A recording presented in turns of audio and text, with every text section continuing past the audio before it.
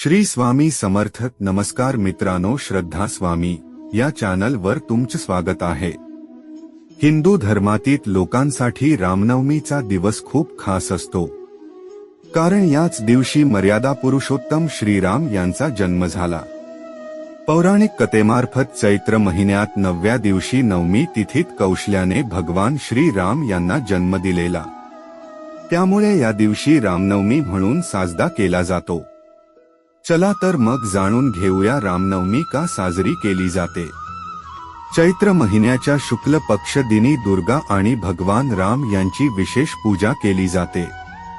असे मानण्यात आले की भगवान रामाने सुद्धा युद्ध जिंकण्यासाठी देवी दुर्गाची उपासना केली होती. त्यामुळे नवरात्रीच्या 9व्या दिवशी देवी दुर्गा आणि भगवान राम यांची पूजा केली जाते.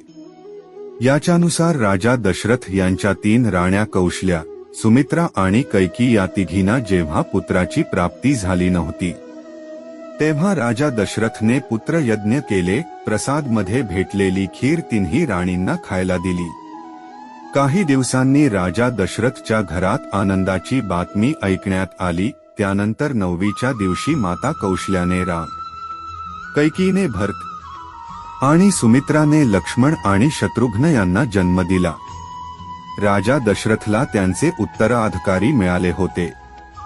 तेव्हापासून ही तिथी रामनवमी म्हणून साजरी केली जाते.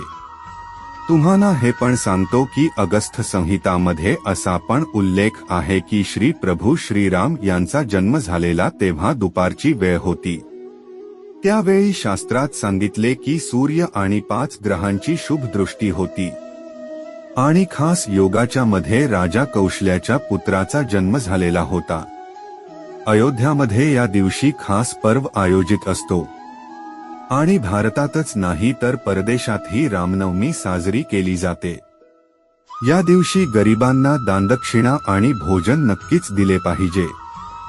रामनवमीच्या दिवशी पूजेसाठी 2 तास 33 मिनिटांचा शुभ मुहूर्त जाणून घ्या. तिथी, मुहूर्त, वेळ व पूजा विधी. रामनवमी या सणाला हिंदू धर्मात विशेष महत्त्व आहे.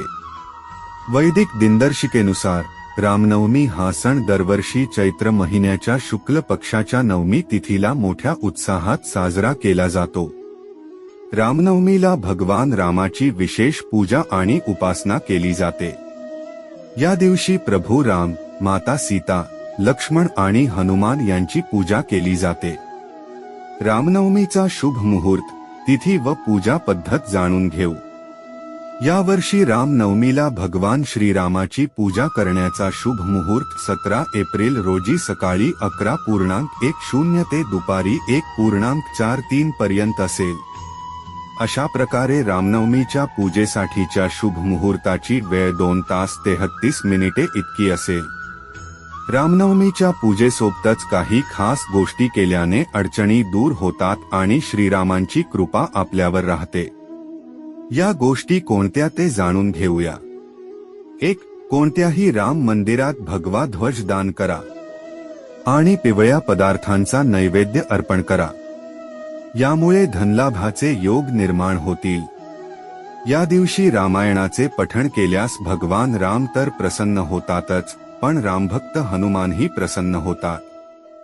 ज्याने घरात सुखसमृद्धी येते, धनसंपत्ती वाढते, त्यामुळे घरात आनंद टिकून राहतो. भगवान रामाला पिवळे कपडे आवडतात, त्यामुळे या दिवशी त्यांना पिवळे वस्त्र अर्पण करावे. ते खूप शुभ असेल. रामनवमीच्या दिवशी गरिबांना अन्न, वस्त्र इत्यादी दान करा. ते खूप शुभ असेल. 3. या दिवशी प्रभूची पूजा करून श्री राम स्तुतीचा पाठ करा. असे केल्याने ते लवकर प्रसन्न होतात.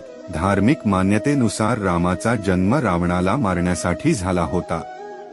या कारणास्तव रामनवमी हा सण दरवर्षी प्रभू रामाची जयंती म्हणून साजरा केला जातो आणि वाईटावर चांगल्याचा विजय होतो. तुम्हाला हा व्हिडिओ कसा वाटला हे आम्हाला नक्की कळवा.